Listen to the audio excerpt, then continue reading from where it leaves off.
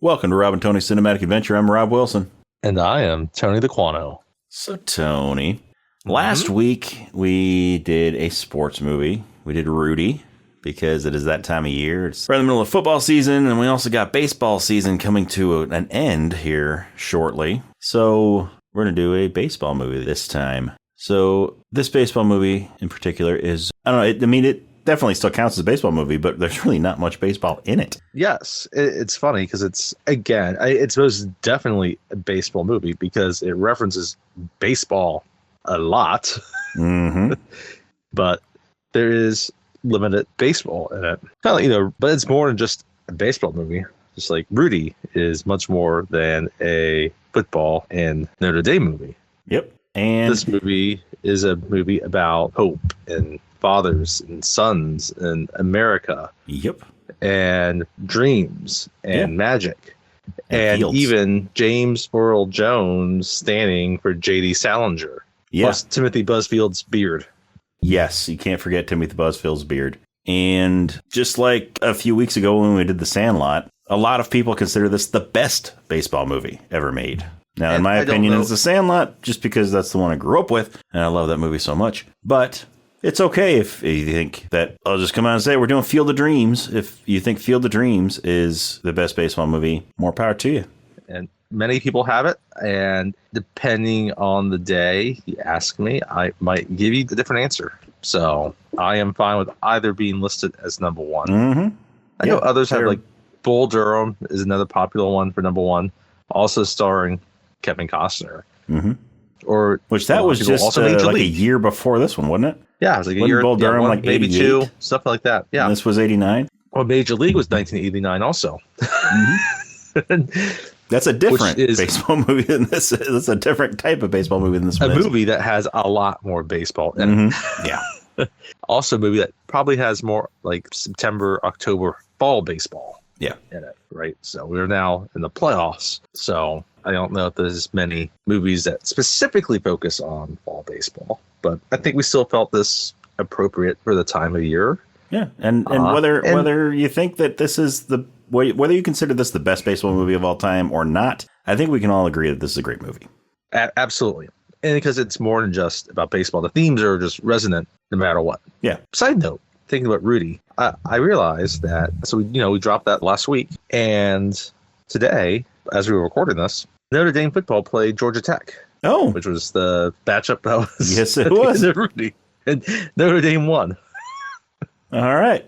So I had no idea that we had timed that as well as we did. Yeah. Yeah. We should have swapped these two episodes, though.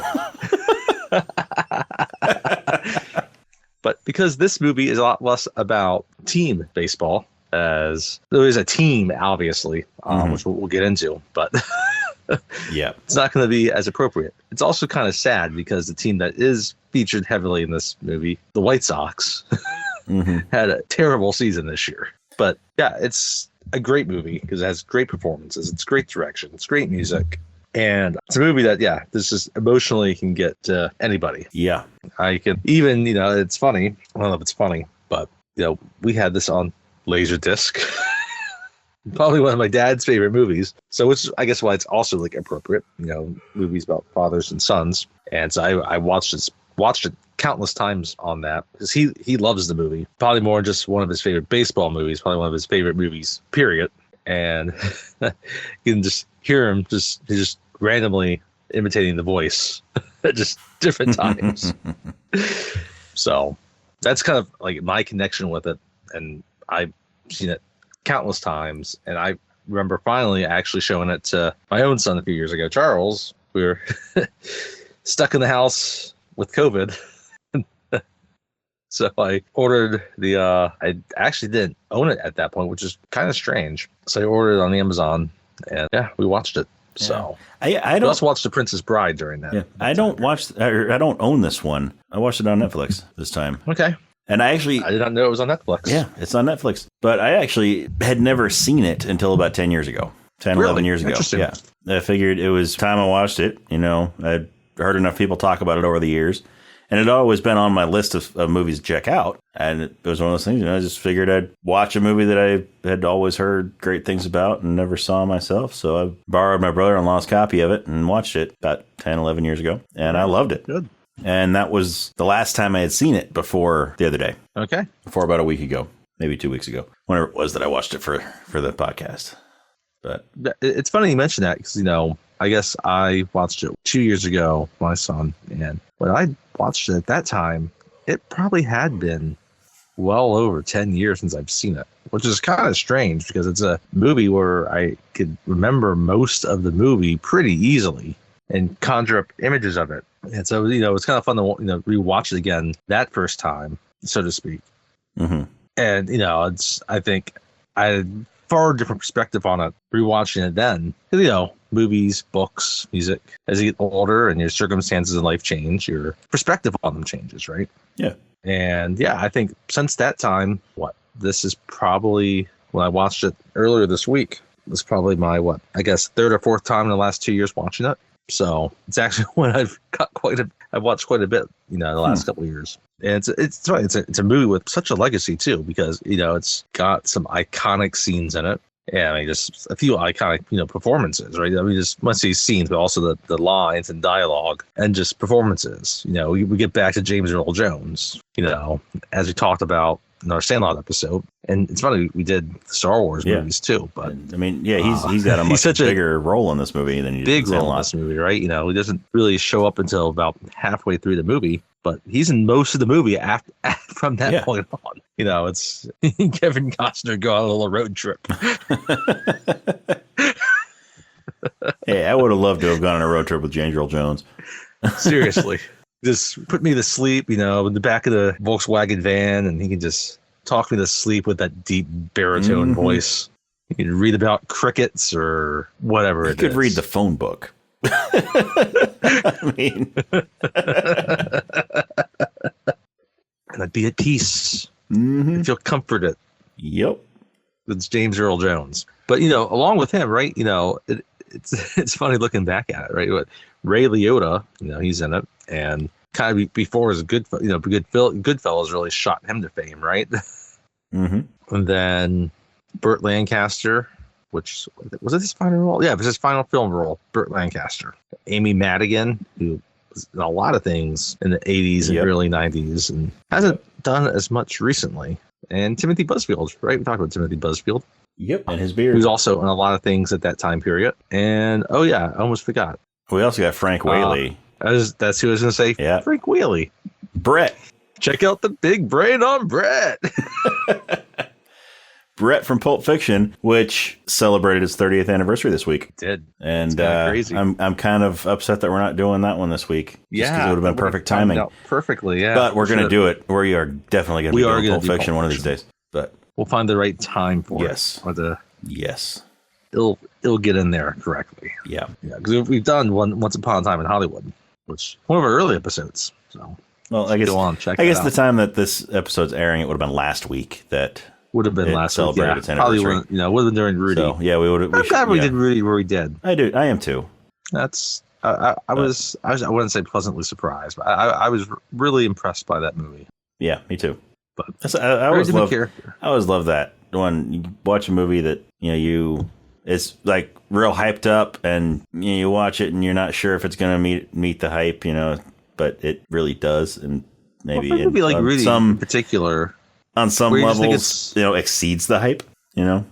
Yes, I think especially sometimes with some movies that are like kind of feel good. Like I thought it might be kind of melodramatic and emotionally manipulative. But it was actually really good. It was. One other person in this to mention is Art LaFleur, who was recently also in The Sandlot. Yes, in The Sandlot. He played Babe Ruth in that, but he doesn't play Babe Ruth in this one. No, there is no Babe Ruth in this one. They talk about him. They don't say his name in here, right? But Chick Gandil is who he plays in this. He was the first baseman for the infamous Black Sox team.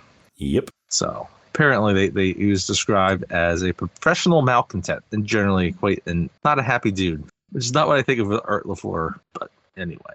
Oh, and one last one. He comes in the end of the movie. Dwyer Brown. Yes, Dwyer Brown. And also, did you know that two of the young baseball fans at Fenway Park are played by Ben Affleck and Matt Damon? Yes, yes. We'll get to that scene, but yes, which makes perfect sense that there would be in Fenway Park. Yeah. I mean, Oh, Will Hunting. Some might even say good Will Hunting. Is he good? I don't know. I don't know. Maybe we'll do that movie one of these days and we can find out. Maybe we will. Yeah. It's been a while since I've seen that. I think I have mixed feelings on it. Me too. As much as I love Robin Williams, I think he's good at it. I would not have given him the Oscar for that movie. But, you do have Matt Damon rub it in a douchebag's face. I like them apples.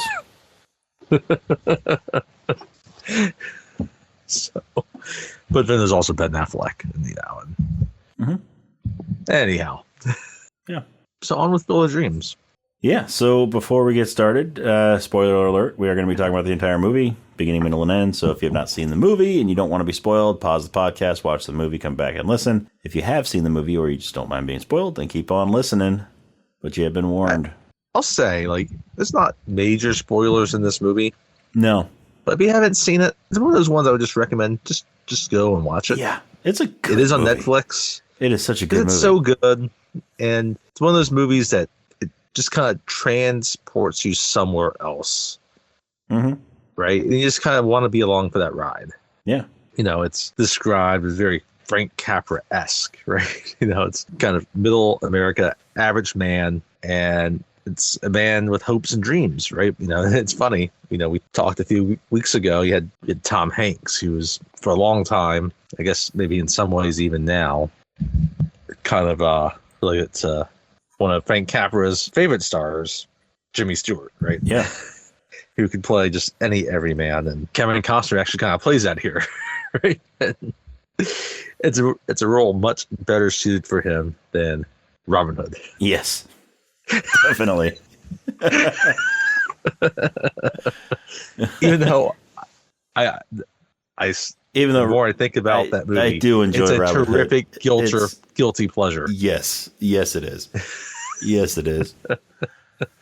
I am not ashamed that we covered that at all. No, me neither. Yes, please go back and listen to our Prince of Thieves episode. So, but the movie itself, right? It starts off, it's just a cornfield and a farm, right? It's like the end of the day, right? Yep. Sun's setting. Kevin Costner is out in the field, in the cornfield, and he hears something. Yeah, He hears a whisper. If you build it, he will come. The Stay Puft Marshmallow Man. Yes. Yes. No. And he's like, what? But Who said that? And then he hears it again. If you build it, he will come. And then now he's like, am I going crazy? And he yells it down to his wife and daughter. They're sitting on the porch, right? Because, it's a nice evening. Which also, by the way, there are unconfirmed reports that was Ed Harris's voice. Yes, I have heard that, which would make sense because his wife's sitting on the porch. Yeah. So we forgot Gabby Hoffman is also in this movie, who, was a bit of a child star before going on to playing Girls and then Transparent. So, yeah. So she's actually older than I am. I actually kind of feel okay about that. So, but, anyway, so his wife and daughter. So Kevin Costner played by, Ray Kinsella, right? And his wife is Annie and daughter is Karen with an I. No, it's not. Yes. It's not Karin. I don't know where they got that from, but I don't either. So maybe it's an Iowa thing. Maybe it's not. I don't know. I don't know. If you're from Maybe Iowa, it was a '60s thing. If you're from Iowa and you know a bunch of Karens with an I, let us know. Let us know. Seen Karen with a Y, right? But the I don't know. But they don't hear it, right? Yeah. So forgot to mention this too. So it doesn't actually start in that scene. He has the voiceover first, talking about his life. Yes, talking about his life. Right. And the movie, it's just one little scene where it's his voiceover, right? And Kevin Costner's voiceover. Talks about his mom, talks about his dad, how his dad was in the Navy and a big fan of the White Sox, and then got, he was crushed during the famous Black Sox cheating scandal in 1919 when they threw the World Series, and and then he was saying his dad was kind of older when his mom was had him. His mom died when he was young. Yep. He's basically raised by his dad. Well, wasn't his dad a minor league ball player too?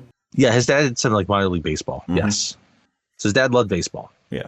And then after the White Sox, his dad became a Brooklyn Dodgers fan, and then they moved to LA, and that kind of broke his spirit, so to speak. And, because Kevin Costner's a boomer, obviously he had to do the whole rebellion thing in the 60s. Mm-hmm. And so he goes to Berkeley and that's when he smokes a met lot his of grass and listens to sitar music. Which is funny. When I watched this movie, I was probably like 8. I'm like, what's sitar music? And now it's like I think I use it like almost every day when I answer a crossword. It's like, oh, sitar. Yeah. Sitar and Yuli's Gold. So, yeah. And then, they get married. And inexplicably, his wife decides that they should buy a farm, even though he has no idea how to farm. Yep. But they got a lot of corn, so he's doing something right. They have a lot of corn. It's a lot of corn. It's a lot of corn. Which then, it's Iowa. What comes later when, we'll get to it, but when they're complaining about how much land the field takes up, there's still so much more corn. There's a lot of corn. But, okay, talk to the local Parks and Rec and say, hey, we're renting the field for this. Or, he gets into his Volkswagen van and annexes the neighboring crops and I'm just going to take your corn. Yeah. You're not going to do a damn thing about it. Yep. I'm Kevin Costner. Yeah. Yeah, I'm Robin Hood. I'm Robin Hood. I steal from the rich and give to myself.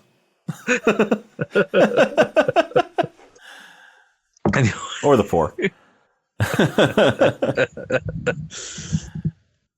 So, back to the cornfield and the farmhouse. He goes in the house. He's like, talks to his wife. He's like, yeah, no, I like it. He talks about the voice and what it said. Yeah. And she's like, if you build what? Who will come? It's like, I don't know. She's generally confused and she just wants to get dinner on the table. Yeah. And he's confused too. But he kept on hearing the voice. So it wasn't like a one-time thing. He's like, I don't know. And, and she's kind of, irritated to a certain degree about it. And, and so it cuts in there at nighttime and he hears the voice again in bed. Yeah. Right. So, cuts the next day and daughter Karen is in the kitchen watching. They have a little kitchen TV set and she's watching the movie Harvey with Jimmy Stewart where he sees an imaginary rabbit, which means we should do Donnie Darko one day. So, and I love how Kevin Costner turns off the TV and she's like, hey, I was watching that. It was funny. It was not funny. The man is sick. By the way, he then offers to, he becomes a nice husband. He's like, I'm going to take her, to school, right? Yep. And he Madigan, because she's a flower child of the 60s and 70s. He's like, far out. Now he's down at the local feed and supply store, and he's just talking to all the older dudes. Do you ever hear voices? Do you ever hear voices in your fields? And they're like, no, did you hear a voice? Like, no, I didn't. I was just wondering if you do. I heard some people do, but I was just wondering if you guys do. Just asking for a friend. And it was like, he was hearing voices. Ray is. It's like, no, I'm not hearing voices. I just heard that sometimes farmers hear voices. I'm wondering why I'm not.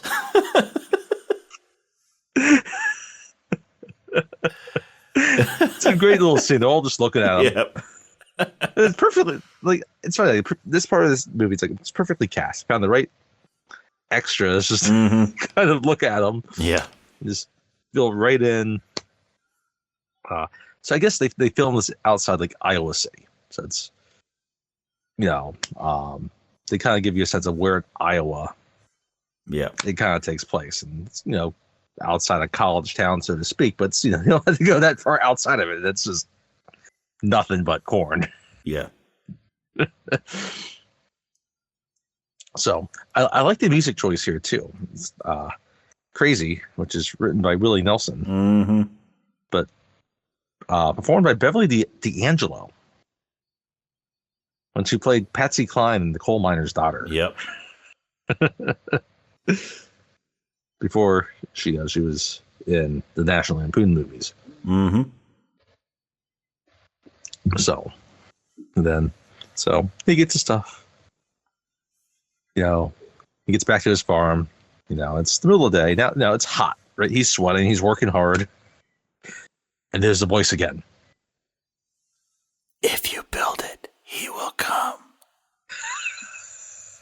And now he just gets angry. He's got like a pile of hay. He just like throws it down on the ground. Yeah. He just starts yelling. He's like, what? If I build what? Who will come? And he looks over in the field, and a baseball diamond appears. Just out of nowhere. Just out of nowhere in the middle of the cornfield. This baseball stadium appears. He's not only hearing voices, he's seeing shit. Mm-hmm. So now he knows what he needs to build. Oh, yeah, he's not questioning it. Yeah. He just needs to know the who. Oh, no, but then Yeah. he gets the vision. He sees Shoeless Joe Jackson, Yes. but it's nighttime. Yes. Turn around. Actually sees Ray Liotta. Yes, he sees Ray Liotta, but he knows him as Shoeless Joe Jackson. He recognizes him Yes. because He's apparently seen all Shoeless those Joe old baseball Jackson cards. looked just like Ray Liotta. Apparently. So, I mean, he played in the 19 teens. mm-hmm. So he had terrific photography of him to see that Oh, yeah. they're like spitting images of each other. Yeah. Yeah, it's not because he just watched Goodfellas and No. he had Ray Liotta on the brain. But It's kind of appropriate. It's funny, like his Ray Liotta's Goodfellas character. They don't really get into it, but like in real life, was knee deep in a lot of sports betting and fixing college games. yep. And he played Shoeless Joe Jackson. Anyway, so Oh, the irony. isn't it ironic? Don't you think? No, Alanis. I don't think anything in that song is ironic. Well, the only thing that's kind of ironic in that song is the guy that waited his whole life to take that flight, and then the plane crashed. Yes. That's the only somewhat ironic part of the song. The rest of it's just bad luck. Like rain on your wedding day. A fly in your Chardonnay.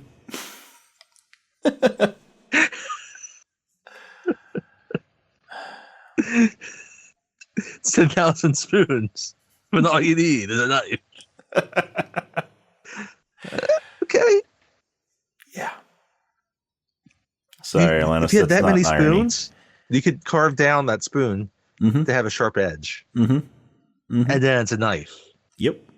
MacGyver that stuff, Alanis. Come on. Yep. Don't spend all your time with Dave Coulier. Yes. Because we know how that ends. Yes. You ought to know too.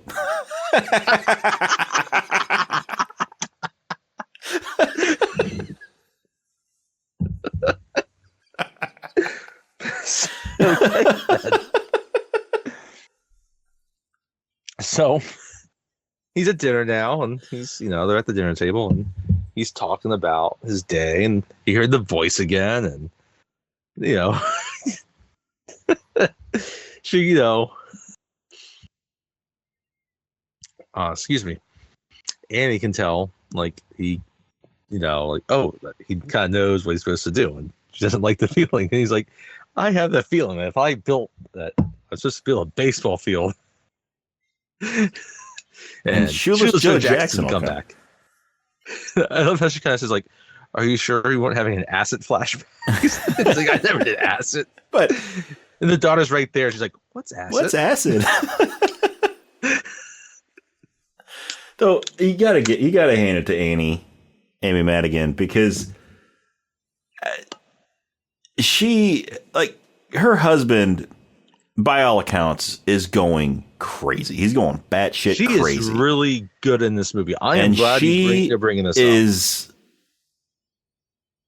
she's going along with it. She is, anybody else would have had him committed. She doesn't fully understand it. She doesn't understand it, but she trusts him. She trusts it. Yes. And she trusts him, and she doesn't know how they're going to be able to do it financially or otherwise, but she's right there with him. She's going to sell nudes of Ed Harris. Maybe.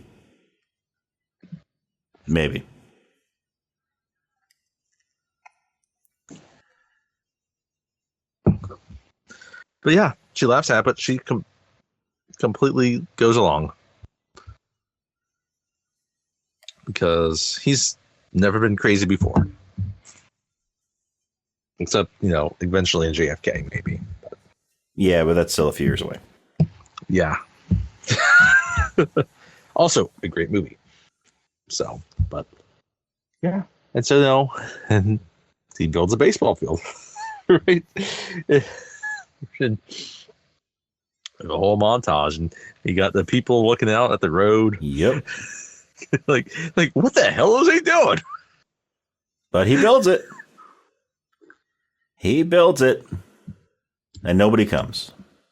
And I like He's how like, I always think I was watching it this time. It's interesting. Like he's he is procuring a lot of the stuff himself. As long as it's getting delivered, like the lights. Mm-hmm. Like, where's he going to find that locally? Stadium lights.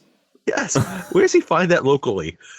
I can get he can hire a crane operator to lift that stuff up there, right? But yeah, where is he getting this stuff? I don't think you can't get those at the right around the corner. No, you can't go down to the corner hardware store and pick up stadium lighting. He hand builds the bleachers. Fine. Yeah. He can go down the hardware store and buy the bleachers lumber for that. Look like they could be hand built. They're wood. They're nicely built. But yeah, those wouldn't be too hard to build. I'm sure he was able to find the right, the proper thing to, spray the chalk, right? There's got to be local football teams are constantly respraying their chalk for their fields and for the baseball fields. But those places, they don't buy their lights at some local place. They got professionally done. Yeah. What's the electric bill in that place? That's never actually covered in this movie. No, it's not. It's not. I mean, or is he just running on a bunch of generators? Hey. Good question. So, but I love the scene though at the end. They're once it's all built, they're on a little picnic blanket out there, kind of by the bleachers, or maybe it was I think it was in the infield. Sorry, it's in the infield, or maybe right outside the dugout, but it's right there on the field. And they're having a glass of wine, and you could tell there's this pride welling up in himself. Right? I mean, he just built a baseball field in the middle of his cornfield. and he's like, "You made a child with me." Right? No. But no, she likes it. She's kind of proud of it too, and it's this accomplishment, right? Mm-hmm. And now they don't know what they're supposed to do now, but wait, because he built it. Shoeless Joe Jackson is dead. Yes, yeah. They do say that, but yeah, he died in 1951, and this movie takes place in 1988. Yes. So yeah, there's a few years there between Shoeless Joe Jackson dying and this movie happening. So right. About the age of Kevin Costner. Yeah. So Kevin Costner, Ray, he built the field. Now he's just waiting for whoever it is that's supposed to come to come. I do like there's a before I forget about this. while he is building it, where he's talking with Karen about Shoeless Joe Jackson, because she doesn't know who he is, and she's interested. It's this nice scene, right? It's just, again, because the movie is about like fathers and their children, and there's that moment there where he's talking about baseball with her, right? Mm-hmm. And and he's trying to write it off that like he took the money, but he didn't alter his playing performance, right? Mm-hmm. He didn't actually throw the games. I always love how, little Karen, Gabby Hoffman's like, it's ridiculous. So anyway, but now they just wait, and we see the change of seasons, and finally, kind of like probably back in like late spring, and you don't really say what month. At this point in time, he's sort of become the laughing stock of the town. Yes, because he just randomly built this baseball field right in the middle of his cornfield. And no one has played on it. Yeah. No one knows why he built it. No one's played on it. Well, I'm pretty sure the conversation about him hearing voices probably got out. Also. Yeah. And how that might coincide with them building a baseball field. Yeah. Amidst Iowa's major crop. Yeah. The corn lobby is not going to like that. No. Not They're going to try to Michael Clayton him. Yes. Virginia, North Carolina was tobacco.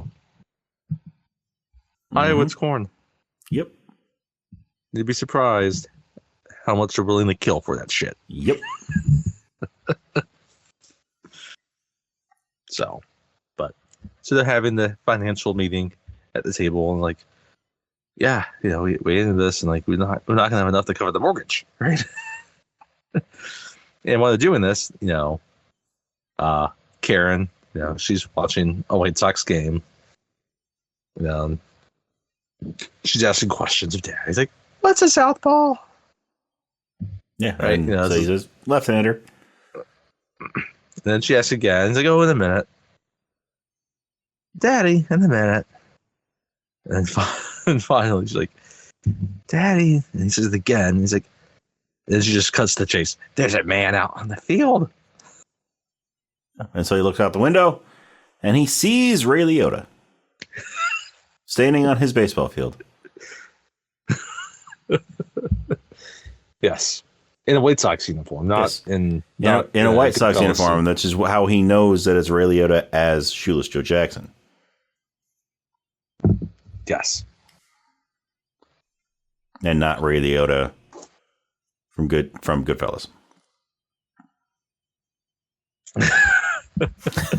What if it's Ray Liotta from America's Sweethearts? I don't know. Could have been, because Robert De Niro and Joe Pesci weren't there, so it could have been Ray Liotta from Operation Dumbo Drop.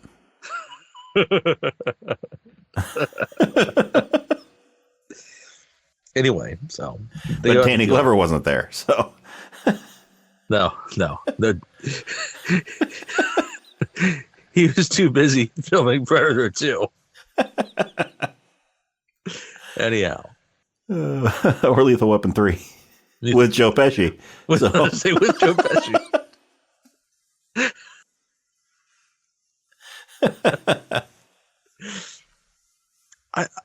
I have it. It's funny. I kind of have a soft spot for most of those Lethal Weapon movies, both especially 3 and 4. I love the Lethal Weapon movies. Blind. I love the Lethal Weapon movies. They're so good.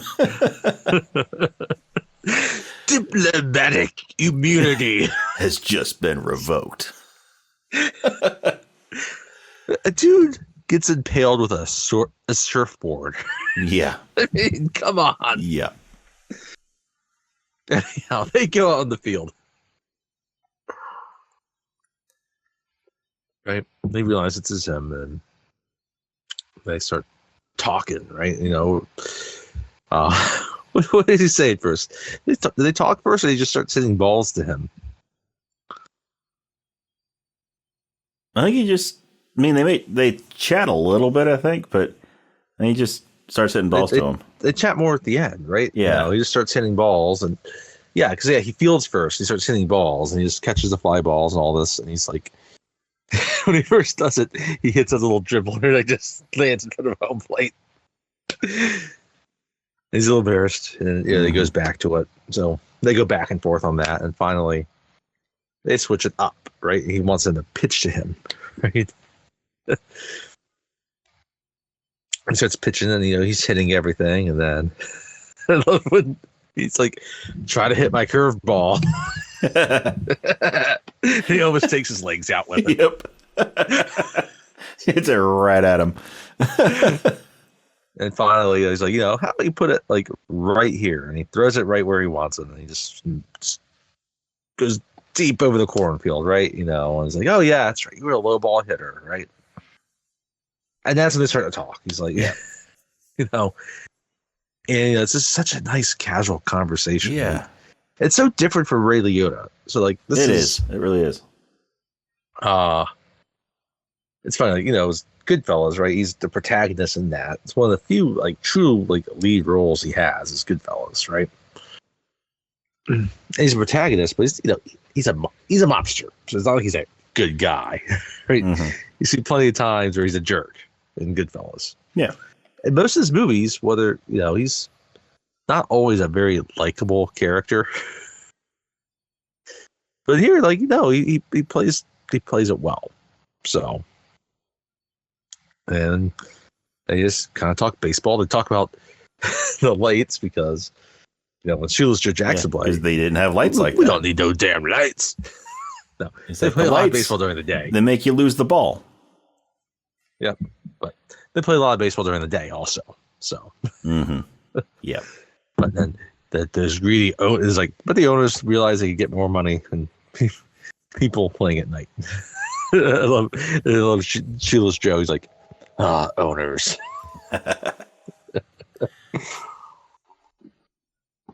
They continue to talk to them. And they're done with their conversation. When they're done with their conversation, then Ray invites him into the house. Right at this point, Annie and Karen have come out, and they met, and he introduced Shoeless Joe to Annie and Karen. I love Karen's like, "Are you a ghost?" Like the perfect 6-year-old, right? Yep. Unfiltered. He's like, "Do I look like a ghost?" You look pretty real to me. Well, I guess I'm a real then. I mean, it's actually honestly a great question in terms of like where reality lives within all of this. Yeah. So, and they asked him to come in, and there's this line of white rocks. Yep, around the perimeter of the field. And now then, like the music gets deep, and we haven't really touched on this yet, but the music in this movie is absolutely fantastic. Yes. The score is amazing. James Horner's score is great. Yes. Movie. He loses the Oscar to the person that did Little Mermaid. Anyway, it's fantastic. He's like, "No, I don't think I can do that." Right. And because he kind of walks right up. He walks right up to that line, and he just stops right there. And like he looks down at it. You can tell that they see him doing it, right? Mm-hmm. And he just knows that he can't cross this line. And they recognize it. They don't understand it. It's never really fully explained, which is fine. It doesn't need to be. I like the mystery of it. Yeah, there is one player that we'll talk about in a bit that does cross that line. That is able to cross that line, and we see what happens when he does. But we'll talk about that in a bit. That would be a spoiler, and we're not spoiling yet. So let's just say his name rhymes with Gret. I don't know. Anyway, I don't know what I'm doing. So he's gonna head back, but before he heads back, he asks, like, there were 8 of us. The other guys would love to play too. Yeah, he's like, "Do you mind if I bring some other guys?" It's like, "I built this for you." Mm-hmm. Like, of course they're welcome. And then he asked the question, is this heaven? And Ray has that classic response, no, it's Iowa. It's Iowa. It's not heaven. What are you on? Hey. No disrespect to Iowa. Mm-hmm. It's probably a step up from a lot of Missouri. A lot of Illinois. Hey, I'm just kidding. I actually, you know what? I've been to Missouri. I've been to Illinois. I've been to Iowa. I love all three of those states. They're great places. There are some good places in all of them. So, no, I agree.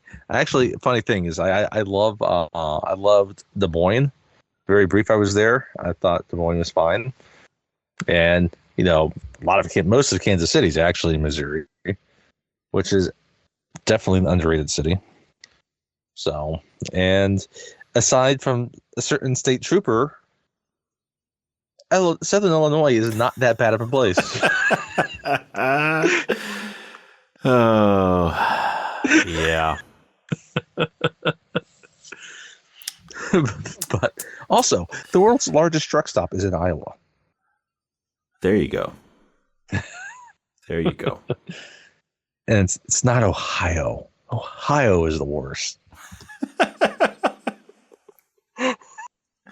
Says the guy who was just in Cleveland a few weeks ago. I was just in Cleveland a few weeks ago. That's right.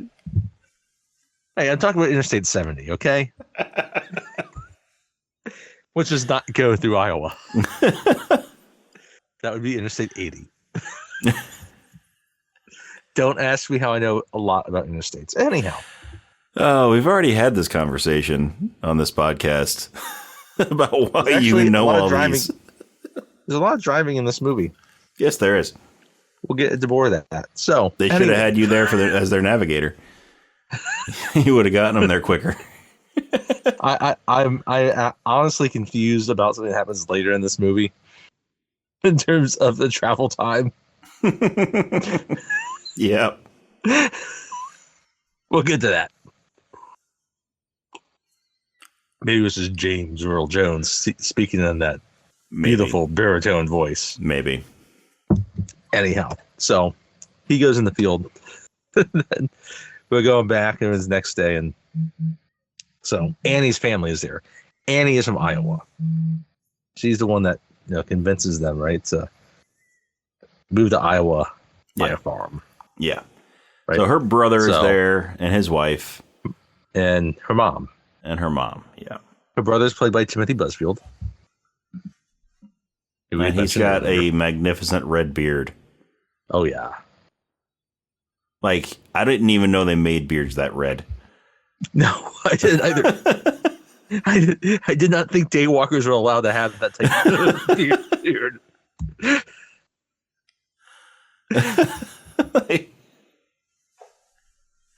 I mean,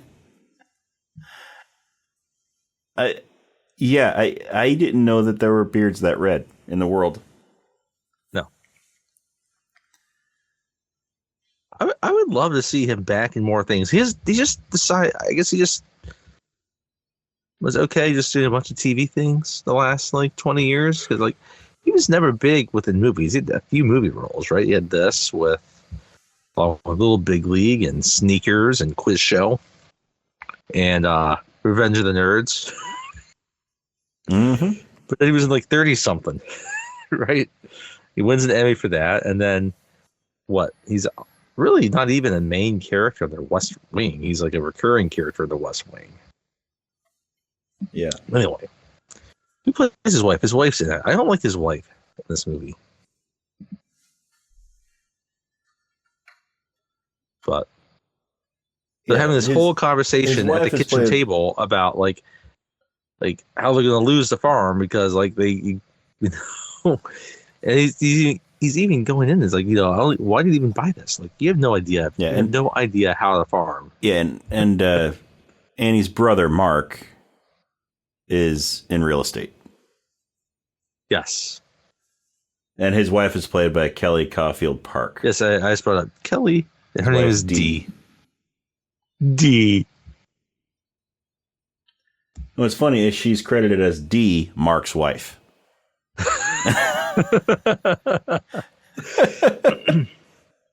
Yes. Which, I could see that. Yeah, but why not just call her D? Why did to specify Mark's wife? Mother's there, played by Fern Persons. Mm-hmm. So, yes. And she doesn't have a name. She's just Annie's mother. Yeah. All we hear is, Mom! A little bit later in the scene, right? So it makes you wonder, did her parents name her Annie's mother? Then forcing her to name her daughter Annie? Hey. She's a very proper lady. Like some people like that would be like, just stick it to their parents. Like they would actually just do like the anagram. Mm-hmm. It's not gonna be Annie. It'll be ENA. Or that's what we're or it'll be Samantha. Or Beulah, which there's a Beulah that comes up later. Anyway, so Mark is there and he's trying to get Ray to sell the farm to him. They're destroy the baseball field, put corn back on it. Right.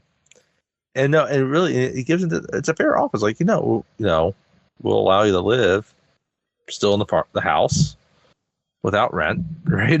Mm-hmm. I mean, it's a great deal that he gives. It's a great deal. I mean, anybody who wasn't like involved in a ghostly baseball game would be a fool not to take that deal. Right. Yes. But he says no. And then Karen comes in and says, Can we watch the game? A little excited 6-year-old in her overalls and all that. And, because Kevin Costner is, wrapped around her finger, says yes. And yep. They go out and they start watching the game. At this point, it's just. And Mark is like, wait, he's leaving this important conversation to go watch a baseball game. And he thinks he's watching it on TV. Yeah, he thinks he's watching it on TV. But no. They go outside. Shoeless Joe brought some friends. And they're playing. I love the part where they get angry at each other. And they start cussing each other. And the guy's like, hey, kid. There's a kid. It's okay. I don't mind. It's got to be our mother cursing. Oh, yeah. Because it's definitely not Kevin Costner cursing in this movie. Yep. But yeah, and this is also when we find Mark and Dee come out and they're arguing with Ray. And they're like, we're just thinking about the best interest of you and the family. Meanwhile, it's like, yes. And then he just asked, like, I thought you were going to watch a game. And he's like, we are watching the game. It's only 8 of them, so they can't play a real game, but. Yeah. And this is when we find out that only Ray and Annie and Karen can see everybody playing the game. Nobody else can see the players. They kind of get offended. They think it's a joke, and like they're all like playing this joke on them, right? Mm-hmm.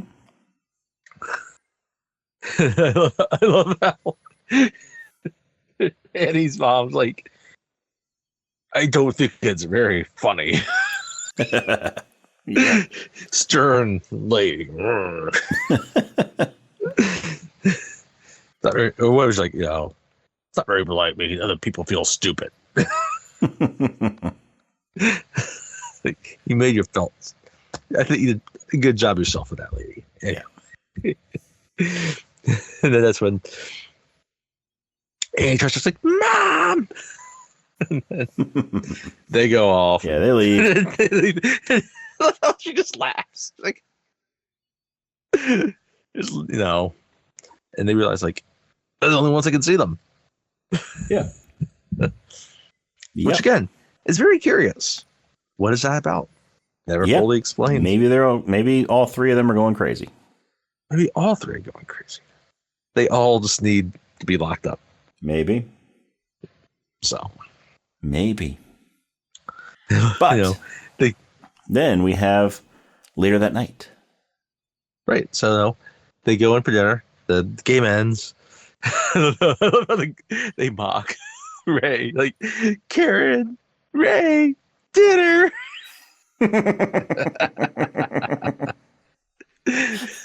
Just Someone's going in. Just like a bunch of baseball players would do. Yes.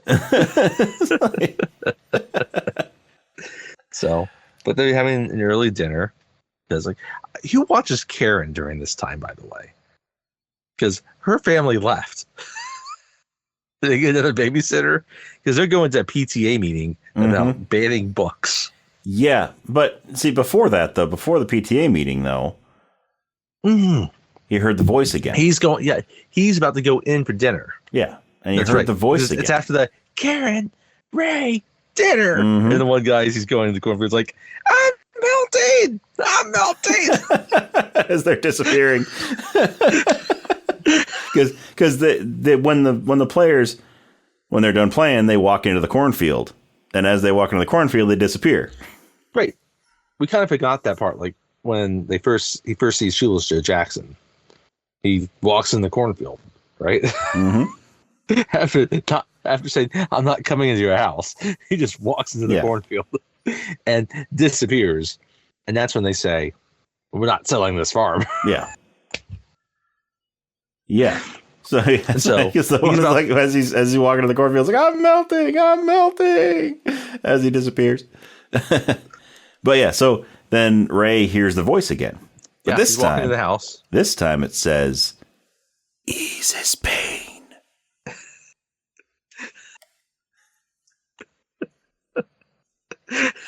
So, whose pain? Yeah, exactly. Whose pain? Whose pain am I supposed to ease? What pain? He's got a kidney stone. Thanks a lot. Yeah, so at first, I mean, he wonders, is it Shoeless Joe's pain? But what kind of pain would he need to have eased? Whose pain am I supposed to ease? And then comes the PTA meeting. Right. So, they're in the kitchen, and it's like, yeah, I'm talking about these books and all this, and he brings up this, you hear the voice again.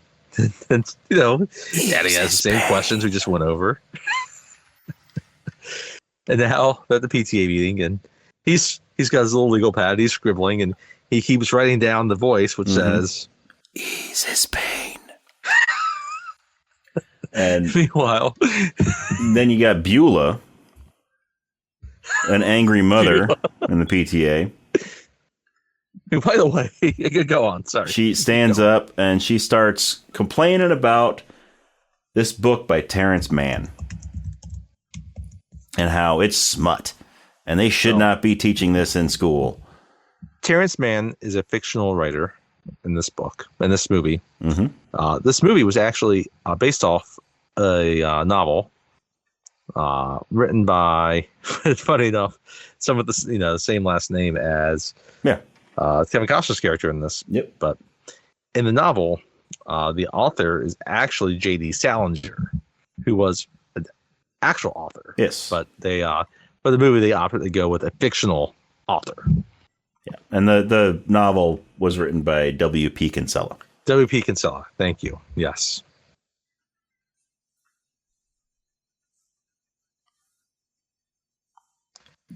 So Beulah, okay. So who plays Beulah?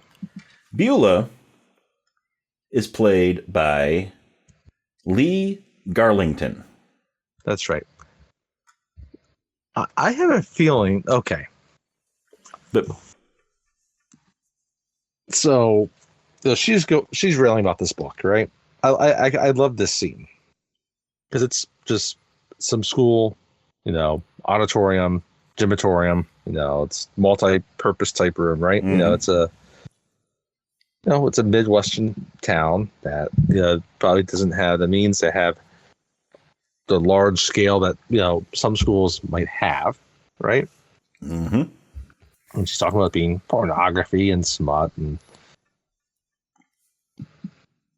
so, and then Annie starts to push back on it. Well, at first there is I don't know if he's part of the school board. There's this man that's this little weak dude with a 80s mustache that's trying to calm her down.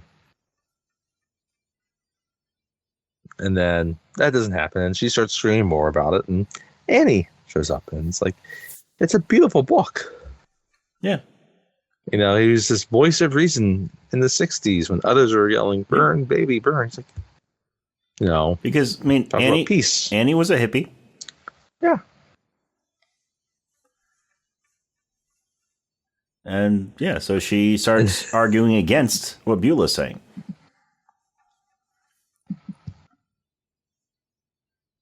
And then, of course, it starts to get personal. And Beulah's like, at least my husband didn't plow over his field to build a baseball field. And then the gloves come off. And now there's a cat fight. And it's finally a show of hands. They're like, who wants to spit on the Constitution? And then Ray's still scribbling down on his pad. She hits him. And like, that's it. And like, she gets excited. Like, everyone raises their hand in support of her. And she's like, yes. And then I love the scene when she like does her little Tom Cruise slide down the hall into the lockers. But he realizes he's pain. Before this, though, I have a feeling that in the end, so Beulah's husband, you know, he's got the large aviator glasses, right? And all this. I have a feeling that, you know, in another movie, Beulah reflects back on this. And she talks about how Amy Madigan forcibly tried to forcibly insert the left line exercise card or the book into her anus. She looks a lot like Beth. She acts a lot like Beth Grant in this movie. Yeah, and her husband is kind of like he kind of makes me think of Huey Lewis's character in Back to the Future. Yes, where very good. It's just you're just too loud. I'm afraid you're just too darn loud. You know? I mean, you could tell that he's thinking that about his wife all the time. Honey, you're just too darn loud. He's just so sad because he's in Iowa. And who's he going to find? He's with her. He chose poorly.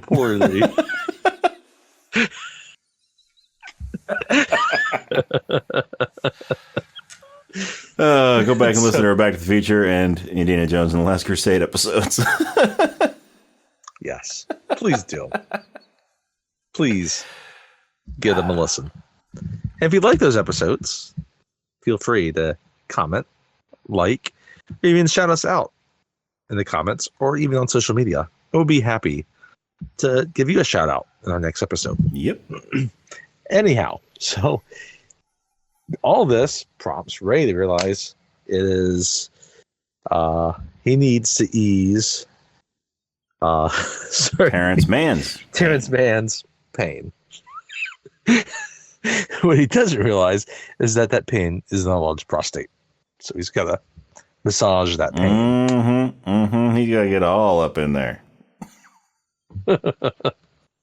No gloves. This was the 80s.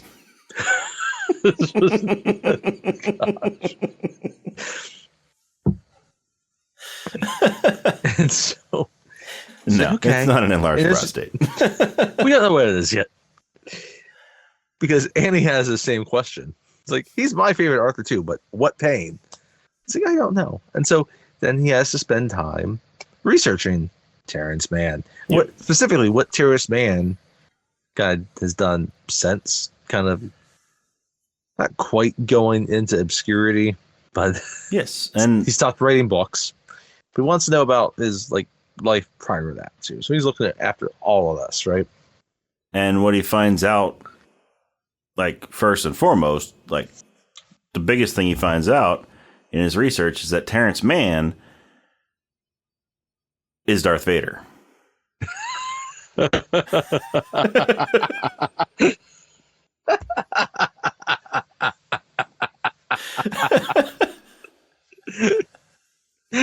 Oh boy.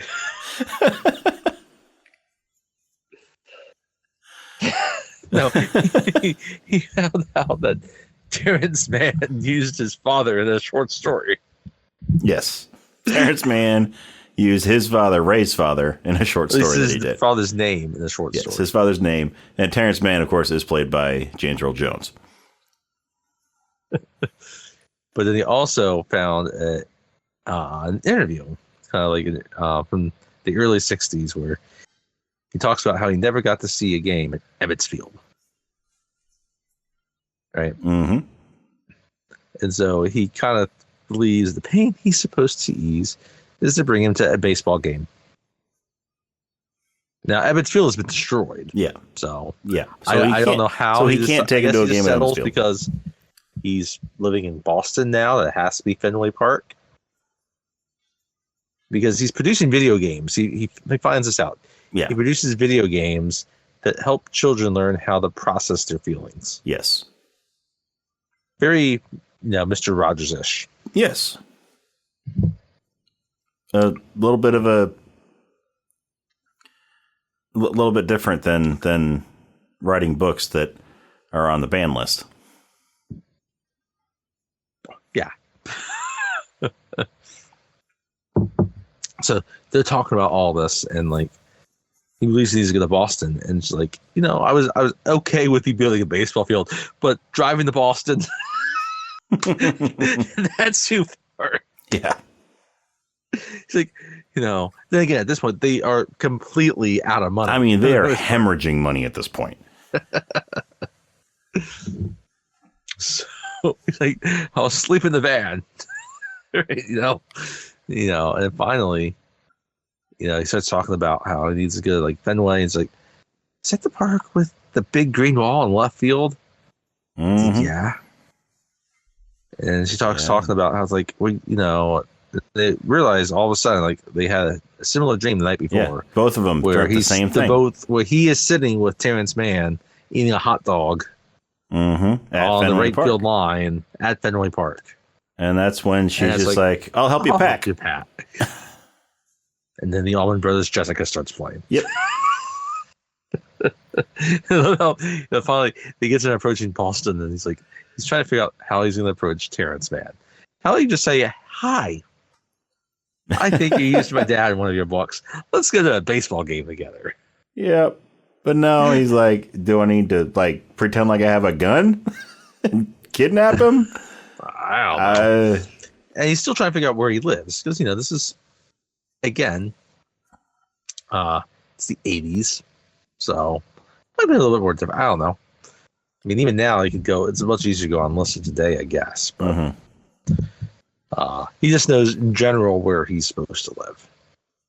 Yeah. He never finds out the name of his company that produces these video games because that might help lead him there. Yeah. But anyway, so he's going to this neighborhood.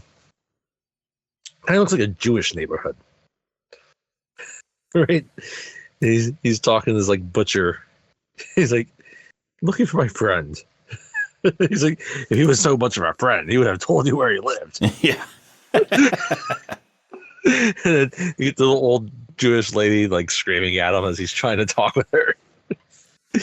And finally, there's a little the gas station attendant, tells him for like $10 or whatever it might be, right? Mm-hmm. So he finds it. He goes up. I love, it's got the little pull down. He's got the pull down doorbell. Right? And a giant door. Yeah. Like it's in the, it's kind of a large building. It's got butchers and delis in it, but there's a few apartments in it too, right? And so it's funny, like the apartment he has is actually quite large. It's like a really large. It's a studio apartment. Yeah. It's not a tiny one. It's big. He's got a lot of space. It's definitely bigger than the studio apartment I used to live in. That thing was tiny. Anyway, so he rings it. The door opens and Darth Vader's in front of it. No. James Earl Jones is in front of him. He's like, "Who the hell are you?" And he shuts the door in his face. So he rings the bell again, and he opens the door again.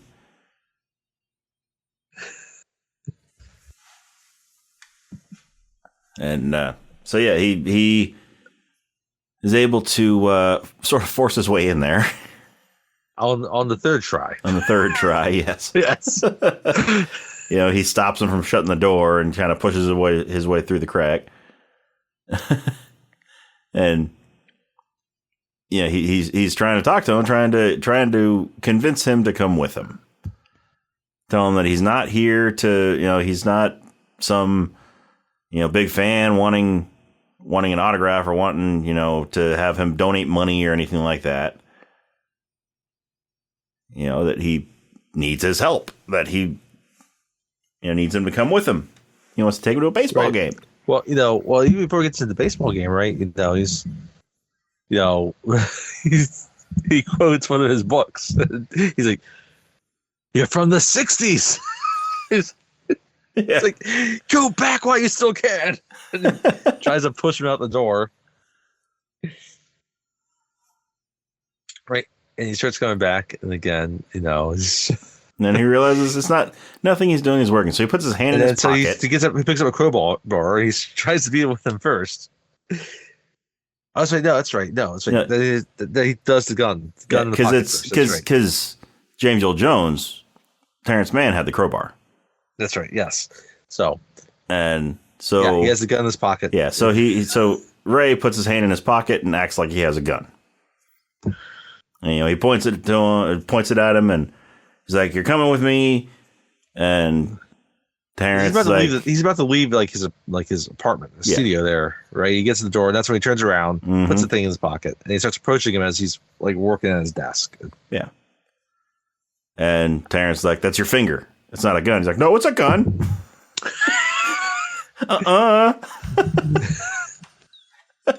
Then show it to me.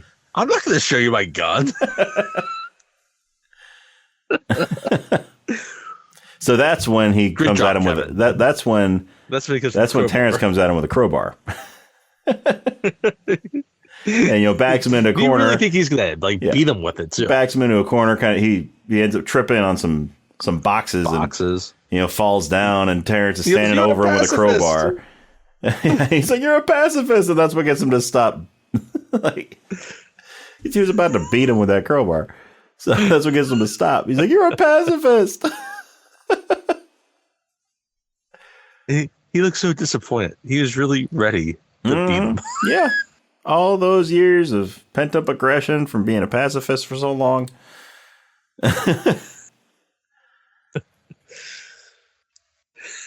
But yeah. He's a conscientious objector, man. I did not know that. Say what you want. Anyway. At least it's an ethos. I'll get you of course a toe. They're Nazis, Donnie. They're threatening castration. You want a toe? I'll get you a toe. We can also check out an episode on The Big Lebowski. It's been a while since we've referenced that episode. Yes.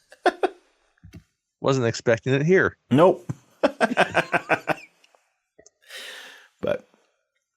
And so he gets in the conversations like, "I believe I have, I came from Iowa. I have to bring it to a baseball game." While they're talking about this, he offers him cookies and tea. Yes, cookies and tea. Because he is a pacifist. He's got to offer the grandmother stuff. Yep. Cookies and tea. It's probably the nice, metal tin. Oh, yeah. Like tea cookies. Oh, yeah. Which are delicious. Anyway, there's a reason they're called tea cookies. They go great with tea. But they don't eat the tea cookies. No. He follows him to Fenway Park, and they get the hot dog and the beer. But he also tells him he never wrote that short story that he was referencing, or he never wrote that. He never gave that interview.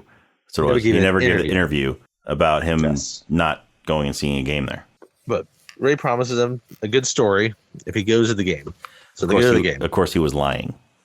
He was lying. He said that we don't find that out until later. Yeah. Kevin Costner, or Ray, Kinsella was using his finger as a gun. Yep. So, yeah. Hey, I don't blame the lie. He was pulling a Bugs Bunny. So they get to Fenway. They talk. I love how, he's talking about his life and all this and about why he's kind of quit. And finally Ray's like, what do you want? He's like, I want to be left alone. I want people to stop looking to me for answers. Ray's like, no, like, what do you want? What do you want? Because they're standing at the concession stand. Like, oh, hot dog and a beer. Hot dog and a beer. And Ray's like, I'll take the same. So they're sitting there, and definitely awkward because they just met each other. Yep, and they're sitting next to each other in the stands. It's a Red Sox athletics game, by the way. And Ray's keeping score, right? And then does he hear the voice first, or does it show up on the board first? Yeah, he hears the voice. So here's the voice. Go the distance. He's not expecting that. He's trying to keep score. He's like, what the hell? Yeah, and here's again. Go the distance. And he looks over, and it doesn't seem like that Terrence Mann's heard this voice. No, but he looks up. And all of a sudden, like, it's scrambling on the board. On the scoreboard. So you know how, like, scoreboards will show you stats and also trivia and stuff like that. But it's like something comes up over what's actually on the board. And about this player. It says Moonlight Graham. Who played one game and never got to bat, essentially. Yeah. And there was a real life player named Moonlight Graham. We'll get to him. We'll get to more of that later. But it also has a location. They fudged the facts about him a little bit, but just fine. And he tries to write down what he's seeing, and he looks back up, and it's no longer on there. And he looks over, and he talks to Terrence, and he's like, "Did you see that?" And he's like, "See what?" Yeah. And he's like, "I'm sorry. I don't think you were meant to be here." Yeah, I don't think you were meant to be here. I'll take you home. Say, okay. So they get back in the van, and he drives him back to his apartment. And as they pull up to outside the apartment, before one thing, I am so glad, like, it's different now. Like, so Fenway Park now, and the Green Monster have seats, and you can't see the Sitco. You don't really see the Sitco sign anymore. I remember growing up, the Sitco sign behind Fenway Park, and I loved watching this movie and still seeing that Sitco sign. Anyhow. Yeah. But yeah, so they pull up outside Terrence's apartment, and they talk a little bit at the door, and he says, you're supposed to go home. We're like, your time, you're done, right? Yeah, he's like, you heard something, didn't you? And Ray's like, no. He's like, what'd you hear? What did the voice tell you? He's like, that's right. He told me that I should stop wasting your time. And so Terrence's like, okay. He gets out of the car, takes a couple steps away, and Ray kind of does a U-turn, and then there's Terrence Mann. Terrence Mann just standing there, staring him down, and he just says Moonlight Graham. And Ray realizes, like, oh, he saw this too, actually. Yep. Yeah. Like, so you saw, we're the only two that saw this and heard it. And Terrence's like, yeah. And then Terrence is like, and he says, it's like, go the distance. And then and he's like, what does that mean? And then he's like, it means we're going to Minnesota. It means we're going to Minnesota, because it was said on the screen, when it said Moonlight Chisholm, Graham, Minnesota. Then it also said Chisholm, Minnesota. And so, yeah. So Terrence is like, that means we're going to Minnesota. And Ray's like, you're coming with me? He's like, hell yeah, I'm coming with you. He's like, it might be crazy, but hey, we got 4 people on the crazy train now. Yes. Yes. All we need is Ozzy Osbourne to start singing about it. Yes. Ozzy Osbourne is not in this movie. The Allman Brothers and Doobie Brothers are in this movie. Well, their music is. The music is. But it is missing Flea. Yes. Yes, it is missing Flea. So they're driving out there, and then there's a pit stop, and Ray has to make a phone call. Like, I'm not driving back home to Iowa. I'm driving to Minnesota. Which, granted, Minnesota is above Iowa. Yeah, it's north of Iowa. So, I mean, they're closer than Boston. Yeah, and it's not like saying, like, oh, no, we're going to drive past Iowa to Nevada. Yeah. Right? But still, not coming home and not solving that enormous bankruptcy issue that's looming. Yeah. So they get to Minnesota. They get to Minnesota, yeah, and They're trying to find Moonlight Graham and all this, and they can't find anything. And yeah, they're asking around, and finally they ask a woman, and they're like, "You mean Dr. Graham?" yeah, well, I mean, Terrence has like the wise idea. We should check in like the newspaper office, Yeah. right? They might know. And it's like, oh, you mean Archibald? Yeah, Archie. Right? Yeah, Dr. Archibald Graham. Like, oh, I think maybe he went by Moonlight. Like that's Moonlight, And then she goes, finds his obituary when he died, and he's like a legend in this town because he was a doctor, and how well he treated his patients. Right? Yeah, he was a great doctor. And she has this nice obituary that she wrote, and yeah, because they ask him, they ask where they can find him, and she tells them that he's dead. Yeah, he died in what was it, 1972? Yes, or 73, somewhere in there, because we do see later where, I think it was 73. So, yeah, she reads the obituary that she wrote, and I like how Terrence is like, "You're a good writer." He's like, "You're not so bad yourself." Right, and they keep looking over everything. Everything about him though is like, dude's about as clean cut as you get. Like there's no, like love affairs, anything that scandalous. Yeah. So like they're trying to figure out like what's so special about this guy. Right. Yeah. I mean, all they have right now is that he played in one game, never got to bat. He went to Minnesota to become a doctor. Yeah. And he is one of many types of doctors that would have been at that time that would have been, available via house call, just like that. Yeah. Right. And we find out that, he loved his wife and would buy hats for his wife. Yes. So his wife loved the color blue. Yeah. So they would always put their blue hats out. All the shopkeepers in town, all they would do was buy blue hats. Mm-hmm. And they would put them out in the window knowing that he'd walk by and see it and have to buy it for his wife. And then they would not have to do anything else until, for another 3 months because they were set. Yeah. And so he had, after he had died, they found a closet full of blue hats that had never been given to his wife. Right. Because this is all kind of related to Terrence, actually. One of the few scenes that we have without Kevin Costner. Where James Earl Jones or Terrence Mann is talking to a guy at a bar. This typical town bar. Right? It's probably, again, Kevin Costner's probably 98% of this movie. Yeah. And that's one of the scenes where he's not in it. So, back in the hotel room, and they're talking. They can't quite figure it all out yet. And then Kevin Costner, or Ray, looks at the paper, is like, you're dead. You're dead, yeah. He's like, Terry, you're dead. He's like, what do you mean? Like, look, there's an article about Terrence Mann going missing. Because I guess he has a regular conversation with his dad. Yeah. He didn't call his dad and tell him where he was going. So when his dad called him and he didn't answer, he panicked. So he said, I got to call my dad. So Ray decides to leave and give him time. I love how he's trying to dial the phone, he's dialing the number.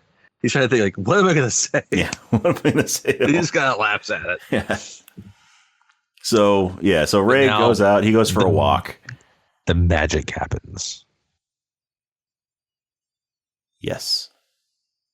He goes the distance. He travels back in time. All the way back to the 70s. I thought you were going to say he went from the Holy Land back to England. Nope. With Morgan Freeman. Nope.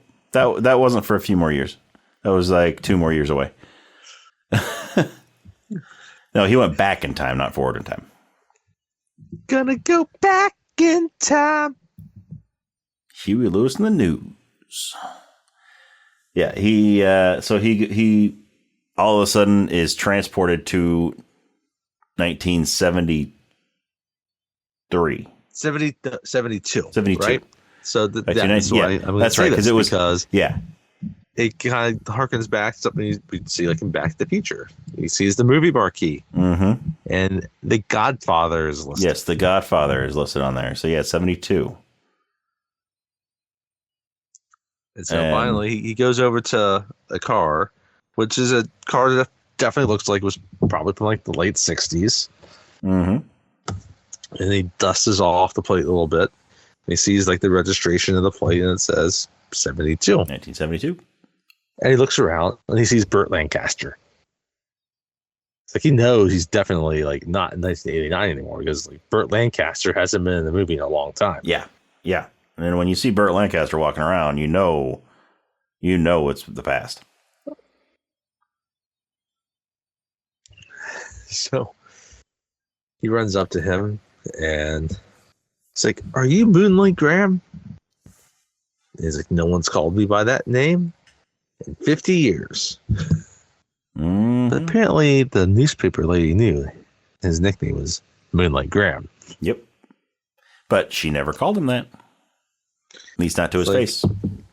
That's right. And he's like, well, we need to talk, right? And so they decide to go back to Graham's office. Yeah, to his doctor's office. Right. So they're talking, and they get into him playing that one game. Right? And it was the end of the season. He'd been up for a few weeks, hadn't played at all, and finally, it's the last game of the season, and the manager called him to be a defensive replacement out in the field. And he never got to see a ball come to him, and he never got a chance to bat. That was it. Right? But he talks about how, they start talking about dreams, right? Which is one of the important things. And, he realizes, Grant, Moonlight recognizes that, this dream would be able to stand in that box and to wink at the pitcher. Mm-hmm. Right? It's not that he wants this grand career, because he had this grand career as a doctor. Yeah. He realized that his life was still worth something. Yeah. And, Costner or Ray's like, well, what if I told you there's a place I could make that happen? But Burt Lancaster politely declines. Yes, he declines. He tells him he has to get home before his wife thinks that he is stepping out on her.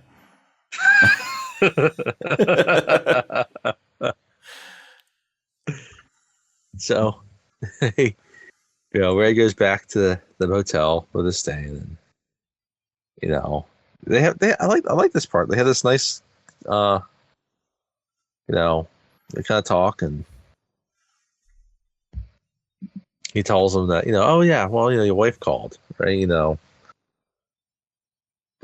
He calls her back, and then realizes very quickly that the bank's about to foreclose on them, and that her brother and his business partners are just going to force their way in to buy the farm before they can be foreclosed, essentially. Yep. So he's like, okay, I'm going to come home, and then I got to drive back to Boston first. And Terrence Mann's like, no, I'm going to Iowa with you. I've never been to Iowa. I got to check it off my 50 states list. Yep. After that, all I have is Idaho. Yep. I'm making this happen. It's like, we're coming home, right? So they get in the van and they're driving. And as they're on the road going to Iowa, they see a hitchhiker. And, Ray's like, oh, I need some good luck. Picking up a hitchhiker has to be good luck. Yeah, so they pull over, they pick up the hitchhiker. He asks And it's them. Brett. They ask him where he's going, and he asks them where they're going. They're like, "We're going to Iowa." He's like, "That'll work." And the hitchhiker is played by Frank Whaley, Brett from Pulp Fiction, and they introduce themselves, as Ray and Terrence, and he says his name is Archie. Wait. Well, yeah, I mean, he talks about how, like, I heard about these leagues where you go and we can play, and you can work a little bit, and then they pay you to work and be on their team. He just wants to play a little ball. Yeah, he has no illusions of a grand career. Yeah. Which, again, when he played, that would have been perfectly reasonable. Mm-hmm. I was just thinking, what if what was in the briefcase was Moonlight Graham's baseball uniform? It would make sense why Brett would have it.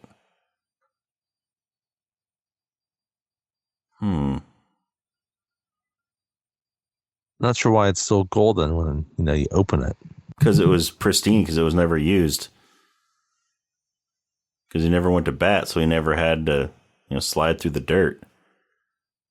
It's like the ultimate in sports memorabilia. Yeah. That's why that could be. Marcellus Wallace wants it. That could be. Listen to our Pulp Fiction episode, folks, when we eventually do it. And when you listen to that, come back and listen to our Field of Dreams episode.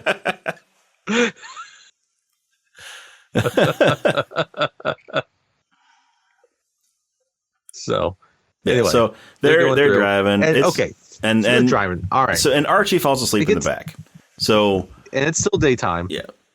So Ray and Terrence are talking about what's going on and all this. And now they're finally talking, like they're getting personal. They've been on the road together for a while. It's going to happen, and they've earned each other's respect as well. Yeah. Ray is no longer just some crazy dude that showed up at his door with his finger in his pocket as a gun. Yeah. So, and Ray talks about his father who dreamed of being a baseball player. And then when he couldn't do that, he tried to make his son pick up the sport, which is kind of funny. Like he never goes into that, like in the until now, right? Yeah.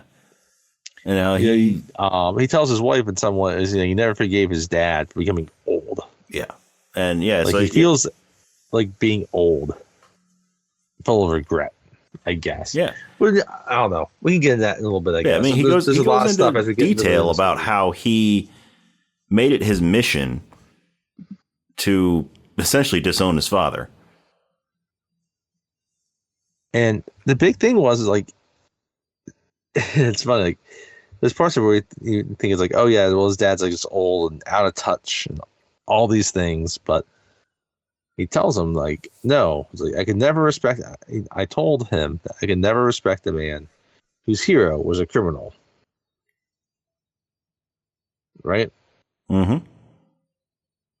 And it's revealed that he stopped speaking to his father because after he read one of Terrence Mann's books. Yeah. And that's when then Terrence that's defensive. He's like, hey, don't try to blame me for your relationship with your father. It's like, he's like, no, I'm not trying to. People have done this to me before. He's like, I'm not trying to blame you. I'm not trying to blame you. Just. But then he gets into his pain. Mm-hmm. How he regrets he could never play catch with his father. Yep. Before he died. Yep. That he left home to go to college. And he only came back for the funeral. Yep. Right. And so, this is where, I don't know. That's where you interlock all these dreams. It's funny. Beginning of the movie, it just seems like it's kind of the typical rebellion or kind of activity. You don't realize like he literally pretty much just owned his dad for really no reason whatsoever. Yeah. I mean, yeah. So I like the backdrop of how it plays against America. Like it really is using almost baseball as a metaphor, I guess, in a lot of ways. And you see the expansion of America, what baseball means as a sport to America, and how that kind of ties in era to era. I guess really more the thing is not just the baseball, it's how America evolves and how there's certain touch points that can keep people together.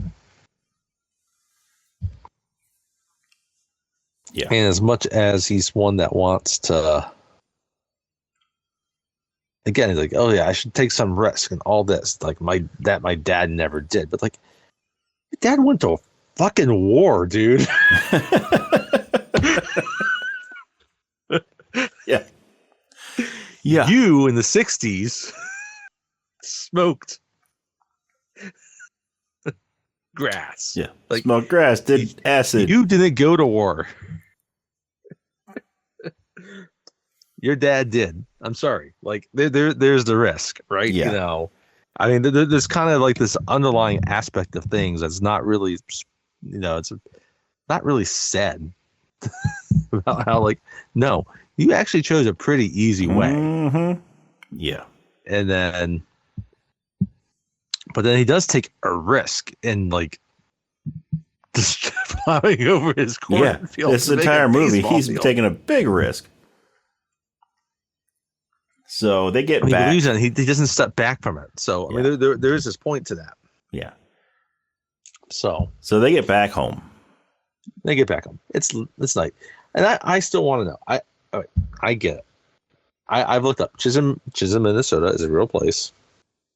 It's in northern Minnesota, so there's no interstate right near it. So you're gonna have to take a bunch of like state roads and back roads to get to the interstate.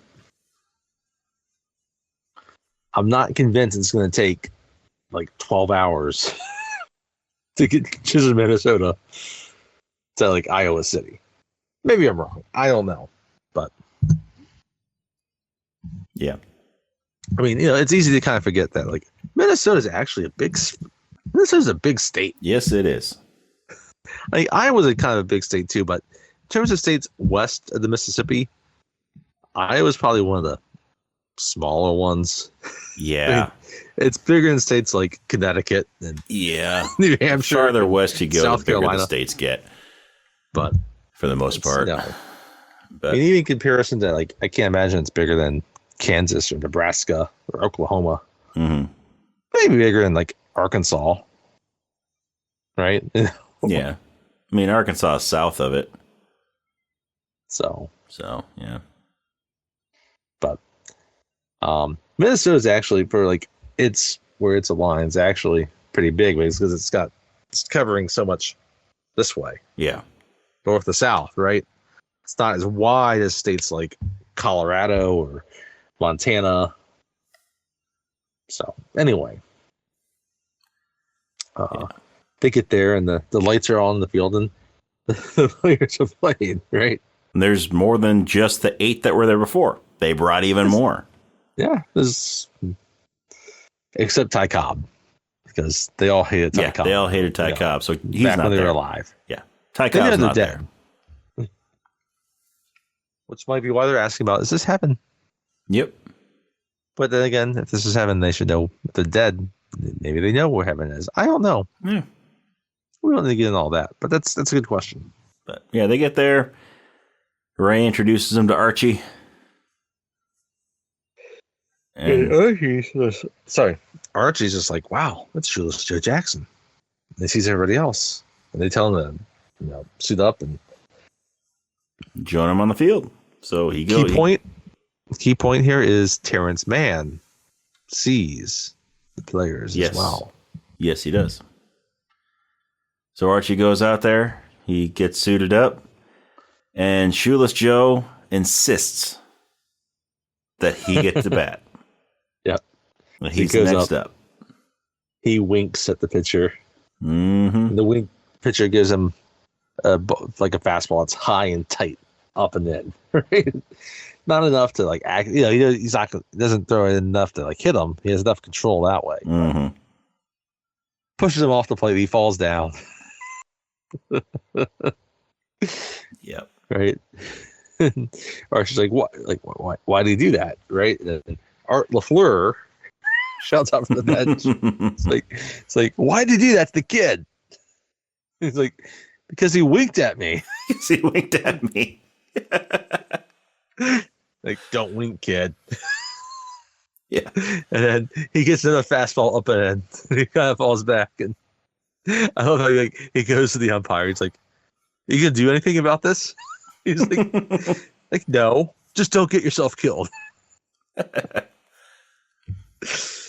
He is the rookie. They're gonna, Yep. you know. So he steps back and he's like, you know, that's when Joe that calls time. It's like they talk baseball. Like, well, you know, what's he gonna do? It's like, you know, it's like, well, you know, maybe low in the way, but you know, he might try to hit me again. Like, he might put one between my ears, right? You know, and Joe's like, well, no, he's got like, you know, he's got like the bases loaded. You know, it's like, he's not gonna try to like, you know, He's put not you gonna on try to base. walk. I mean, he's not bases loaded. He's like, he's not gonna try to walk you to make the bases loaded. They got guys on second and third. You know, so tells him like what to look for. Yeah. And finally, he's like, yeah. He's like, okay, it's gonna be. You might want to be prepared for between your ears as well. Yeah. He's like, but he pitches the pitch as he expects. He reaches out, he gets it. He hits a pop fly at the outfield, and he gets the guy on third home. mm-hmm. He got his one at bat, He got his one at bat. which technically is not an at bat because it's a sacrifice fly. It's a plate appearance, not an at bat. If you're going by official baseball scoring, but he got to bat. He got up to the plate to face a pitcher, and he got to wink at him like he wanted to. So it's perfect. So they all cheer for him. And it's the next day, and they're playing again. Now Timothy Busfield rolls up in his Jeep Wrangler, right? And he walks across the diamond. And the players are upset at him, and they're trying to get at him, and they're holding him back, and he still doesn't see them. I love how James Earl Jones looks at him. It's like, you mean he can't? And they're like, no. And trying to find it, you know, he's the final offer. That's what he has. He's the final offer from him and his partners. Yep. To buy the farm. And he's like, and Ray's like, not selling. We can't. And then finally, Karen's like, people will come, Daddy. Yep. People will come, Daddy. He's like, what? And then Timothy Buffy's like, well, even if people come, you still don't have the money. And then he's like, no. People will come, and they'll pay money. They'll pay to come. And you know, and at this point, you know, Mom was like, oh, wait, no, this is. I really want to hear what she has to say. Mm-hmm. He's like, remind them of, you know, times before. Yeah, it'll remind them of their childhoods, of times before. People will come, Daddy, and she's eating a hot dog. By the way. Yes, she's eating a hot dog, which is important. She's eating a hot dog, and so people will come, and then Terrence chimes in. It's like, people will come, Ray. They'll line up as far as the eye can see down the highway. Headlights will line the highway. And remind them of. They'll see the lights and they'll come. And they won't know why. People will come, Ray. They don't know why. But they will turn down your driveway. And they'll pay $20 a seat. Without even thinking about it.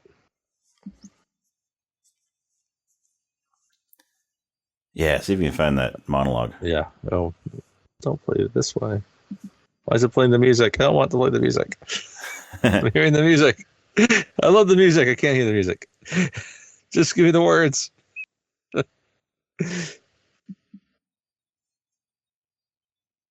Ray, people will come, Ray. They'll come to Iowa for reasons they can't even fathom. They'll turn into your driveway, not knowing for sure why they're doing it. They arrive at your door as innocent as children, longing for the past. Of course, we won't mind if you look around, you say. It's only $20 per person. They pass over the money without even thinking about it. Whereas money they have and peace they lack. They'll walk off to the bleachers and sit in their short sleeves on a perfect afternoon and finally have reserved seats somewhere along the baselines where they sat when they were children and cheer their heroes. And they'll watch the game. It'll be as if they dipped themselves in magic waters. And the memories will be so thick, they'll have to brush them away from their faces. People will come, Ray. The one constant through all the years, Ray, has been baseball. America has rolled by like an army of steamrollers. It's been erased like a blackboard, rebuilt and erased again. But baseball has marked the time. This field, this game, is a part of our past, Ray. It reminds us of all that was once good, and that could be again. Oh, people will come, Ray. People will most definitely come. And at this point, right, all the players have stopped. And they're listening. Mm-hmm. And it's such a perfect monologue. It's got to be James Earl Jones. It's got to be James Earl Jones' voice. Yeah. People will come, Ray. People will come. And it encapsulates all the themes of the movie at this point. Again, I love the image, the things being erased and marked by, right? It's this march of time, and it passes from a generation to the other, and it's so perfect. And then he just says that he won't sell. Yep. Right. It's like, again, and it's funny. It's like, it hits it perfectly because he's his own man now. He's creating his own destiny, just like his dad created his own destiny. Yep. And he doesn't even realize at this point how interlocked those destinies are. Yeah. Right. And Mark gets upset. He starts talking about how you're not going to be able to provide for your child. Right. Your daughter. And doesn't he grab her by the arm or something like that too? Well, it basically happens because they're up. It's all for nothing. At this point, they're up in the bleachers. And she's like, "It's not." And she's chewing her hot dog, and she says, "It's not nothing." And he's like, "You even have her in on the delusions." And that's where he kind of picks her up. Yeah. And they try to wrangle her away from him, and then but she slips out of his grips and she falls. Again, it's at top of the bleachers. Yeah. It's like 5. It's not that high, but she's chewing. It's a good 5-6 feet up. It's a sudden fall that I mean it'll do something to you, especially if you're chewing a hot dog. And she falls, and she's not breathing, unconscious. She's not breathing, and they're like, call a doctor. And Ray sees Archie Moonlight walk up to that line of the white rocks that we saw back at the beginning of the movie. And he's like, no, we got one. And he's like, are you nuts? And he's like, are you nuts? Because she thinks he really might be nuts. Because Mark doesn't see anything. And Annie her daughter is unconscious, not breathing. She's terrified of what's going to happen to her, understandably. And Ray's like, no, don't call 911. We've got a doctor here. And Mark thinks he's crazy because he doesn't see anything. And they all look over at Moonlight standing just on the other side of that line. And he kind of stands there and hesitates for a second and then steps over that line of white rocks. And all of a sudden becomes Burt Lancaster. Transforms into Burt Lancaster. And he's got his old doctor's bag. And walks up. He's like, what do we got? she fell. And yeah, he looks down at her and picks her up, kind of hits her on the back a little bit, and he realized, like, okay, she's choking. Yeah, she's like, she's not breathing, she's choking. So he sits her up, hits her back a couple times, and the hot dog comes flying out of her mouth. The hot dog, and it's like, she'll be fine. She'll be doing cartwheels, in, a couple hours, and won't realize that anything ever happened. Mm-hmm. Right. And then Ray realize at this point, Ray realizes that he can't go back. Yeah, that once the player crosses that line, they can't go back onto the field. And so he apologizes. He's like, "I'm sorry. This is what you always wanted, to play a game." And Moonlight's like, "No, I got you. You gave me what I wanted. You gave it to me. You gave me what I wanted. Now there's so much more good that I've been able to do as a doctor than I ever could as a baseball player." Yep. And he just reassures her, like, I have no regrets. You gave me the dream I want. At least have that that's get up the plate with a bat. With a chance to, do something, right? To wink at the pitcher, which he did. Mm-hmm. Right? Yep. And then he almost got his head taken off.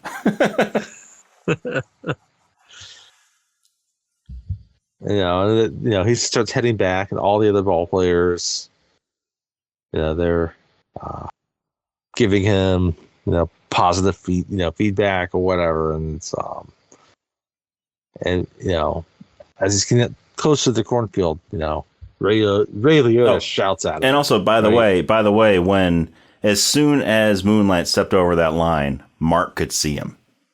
Yes. And he's like, where'd this guy come from? He could see everybody. He's like, well, where'd all these baseball players come from? Timothy Busfield does a really good job in this, by the way. Not a big role. He does a good job with what he does.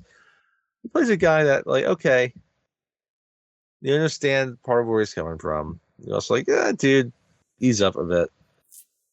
And then he plays a scene like that. And then he looks at, like, after Moonlight, rescues Karen, then he's like, you're not selling. You can't sell this. It's like when Gennaro sees the Brachiosaurus. Yes. We're gonna make a fortune with this place. Yes. Money signs. Ka-ching!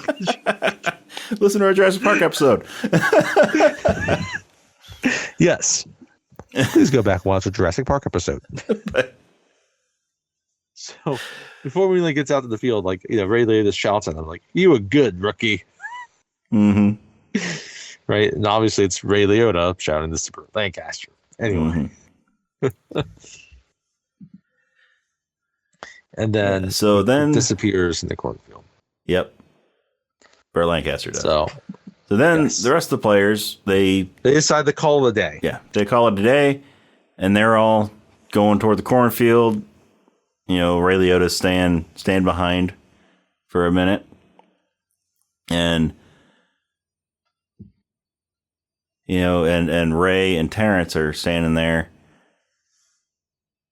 And as Shoeless Joe is walking toward the cornfield, he stops and turns around. He's like, "You want to come with?"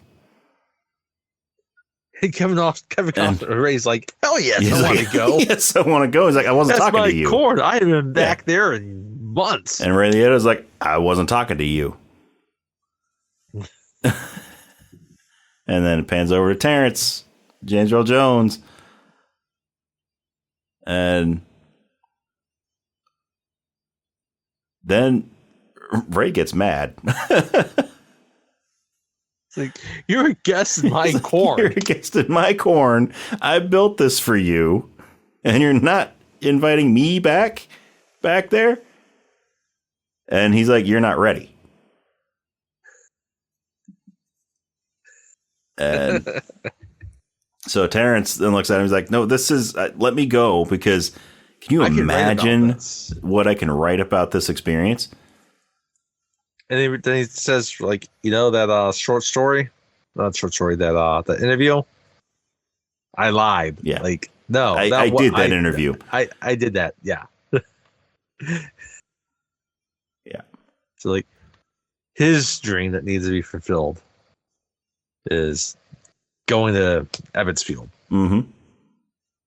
I know a lot of people try to talk about, like, is Terrence Mann actually dead? Yeah, because he walks into the cornfield and he disappears. He disappears too. Just like all the It's players. like, I could write all about this and what stories he's going to make, and he disappears. But, like, again, I think the idea that he could write stories about it, I was like, okay, yeah, no, he's real. Plus, the people in Minnesota interact with him. Mm-hmm. You know, technically, the paper does think he's dead. Yeah, but I mean, it's not a Sixth Sense issue where like he's dead the whole time, right? Right.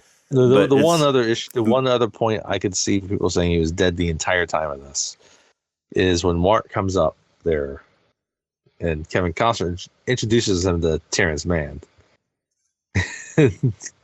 Mark's like, and I'm the Easter Bunny. Yeah. So that could be one part of him, like, oh yeah, that person there is not there. But he it could also just like, be oh, like, here's this famous author Mann. that, you know, why would he be on my brother-in-law's property? Yes.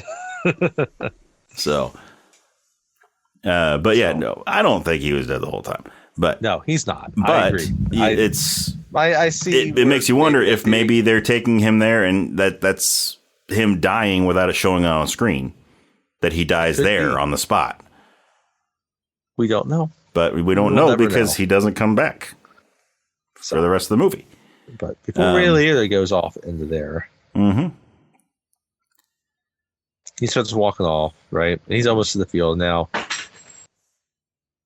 You know what? Ray and Annie are there. They're about to go in the thing, and they see, shoeless Joe Jackson. Ray Liotta just kind of staring at him.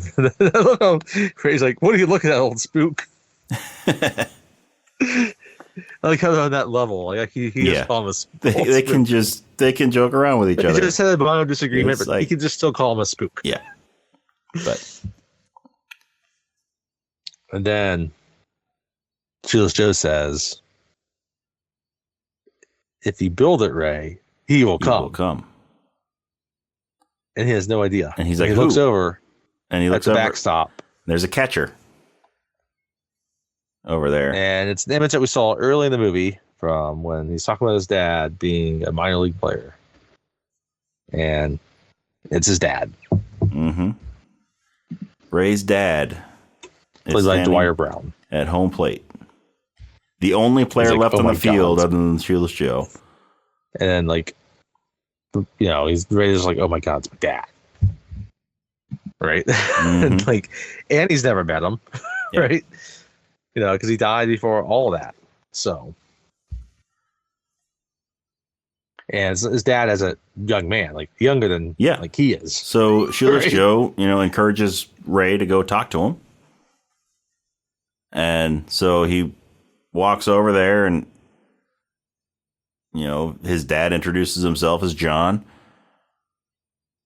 and he introduces himself as Ray. He doesn't give his last name. Nope. And then they realize they're going through. It's like go the distance, and that's right. Ease his pain and go the distance. They realize that it's referring to Ray. Yeah, it's referring to Ray and to John. Yes, the two of them. And then, like, right now, Joe's like almost out at the very edge of the cornfield, right? Ray's like, it was you. And then, like, Joe, and Joe Jackson's like, no, Ray, it was you. Right? Mm-hmm. You're the one that was prompting all of this.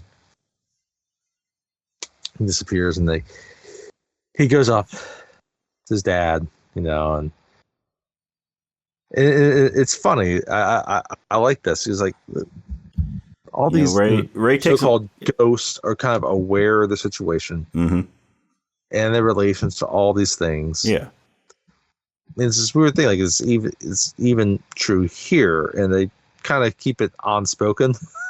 Yeah, for the most part, like they recognize between each other. the significance of it. Yeah. And his dad's like, I want to thank you people for giving us this field. And all of this. Yeah, and since Annie had never met Ray's dad before, Ray introduces him, introduces John to Annie and Karen. Yep. But doesn't say that this is my dad. Yeah. He says, this is John. Now, Annie knows who John is. Karen probably doesn't. She probably doesn't realize that at the time. Why don't you introduce him to his granddaughter? Right? Mm-hmm. And he does, and they shake and all that. But even though Ray's not telling him his last name, he doesn't say that his name is Ray Kinsella. John knows that this is his son. He knows. Yeah. And so after he introduces them to Annie and Karen, then they go in. They're like, we'll let you two be. We'll give you guys some time, and we'll be inside. So then John and Ray start talking.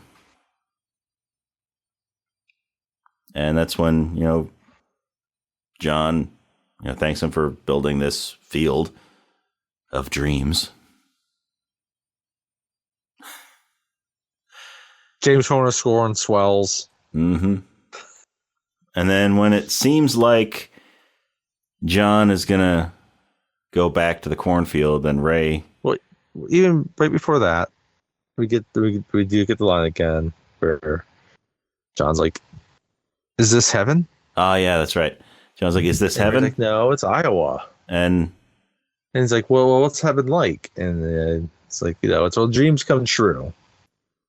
And he kind of goes into that. And then Ray's like, well, maybe this is heaven. Right? Yeah. And so then John is about to go back. That's when he's about to go He's getting his stuff packed up. He's about to go back to the cornfield, and Ray stops him. He's like, Dad, do you want to have a catch? And then the tears from everybody watching start pouring. There's tears right now. And then he's like, yeah, I would like that.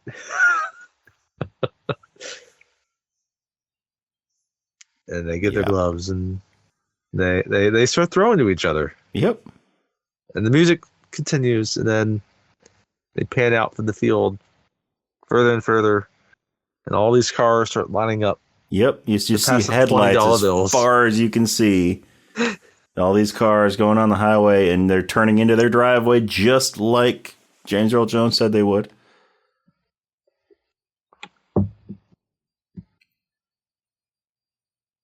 And then the credits. It's the movie. And there's Field of Dreams. Gosh. Even though you're not seeing it, talking about it, it's fantastic movie. It brings some moisture. Yeah. Yep. Fantastic movie. Very touching. It's very emotional, especially at the end there. Yeah, so emotional at the end. And then, again, I just think how it speaks to it. It's a very uniquely American movie. Yeah, in some ways, because not just because it's about baseball, but the fabric of America. And maybe it's true about a lot of countries and cultures, about generations changing and shifting. But I don't know.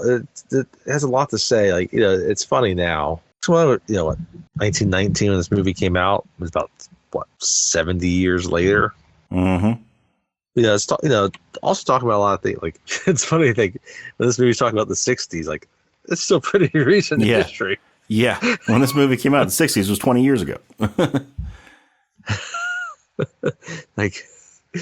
It's oh. Yeah. That's thinking about Alien Ant Farm right now. Mm-hmm. But I mean, it's also I remember even in the 80s, anytime I would hear something that happened in the 70s, I thought it was so long ago, but it was 10 years. It was 10 years. I think, but this gets into a much deeper conversation, but there's so much of the formation of kind of how we think about America now. It was churned up in those first 50, 60 years of America. This movie kind of touches on how things changed. Yeah.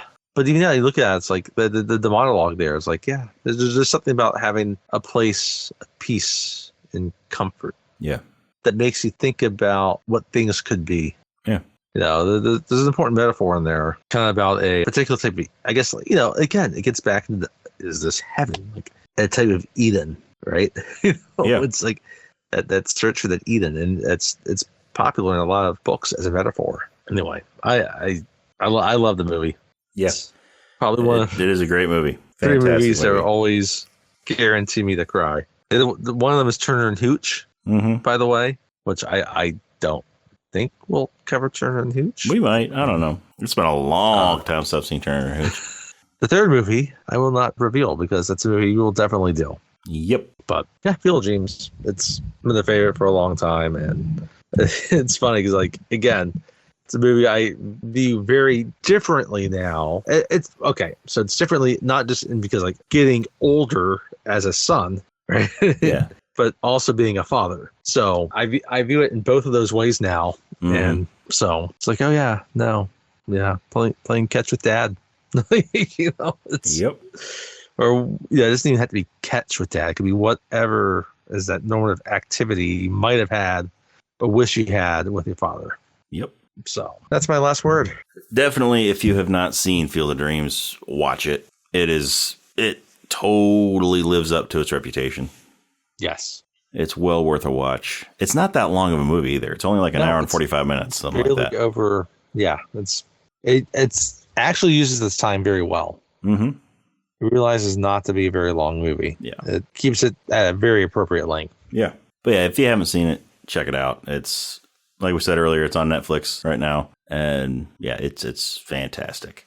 But anyway, if you would like our next movie is follow very us. much of a different. Yes, it is. Sorry. Our next movie is very much different. We're getting to that in a minute. But if you would like to follow us on social media, then we are on Facebook and Instagram and Threads. That is Rob and Tony's Cinematic Adventure. The and is spelled out A-N-D. It's not an ampersand like it is in the name of the podcast. And we are also on X or Twitter. That is R&T Cinematic. And you can follow us on Letterboxd. You can see our reviews on different movies. And that is Cine Adventure or Cine Adventure, C-I-N-E Adventure. And check us out in all those places. If you want to send us an email, let us know, what you thought of Field of Dreams. Is it your favorite baseball movie? Do you hate it? Are you one of those monsters that hates this amazing movie? That's right. Or more appropriately, is there a different baseball movie that's your favorite? Yeah. That's not one that we mentioned. We mentioned what? Field of Dreams, Sandlot, Bull Durham, and Major League.